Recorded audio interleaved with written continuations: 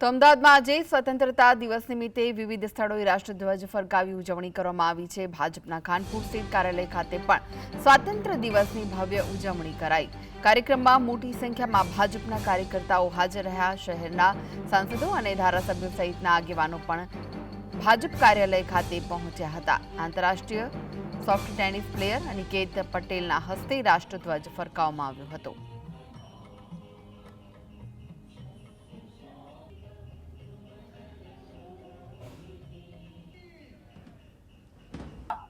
शुभ दिवसे 2047 में माननीय प्रधानमंत्री श्री नरेन्द्रभाई मोदी साहेबे जे विकसित भारतનું સપનું સેવ્યું છે એને સાકાર કરવા માટે તમામ કર્ણાવતી મહાનગરના રહેવાસીઓ એક એક પગલું આગળ વધે અને આત્મનિર્ભર ભારત તરફ આપણો દેશ આગળ વધે એક શુભેચ્છા।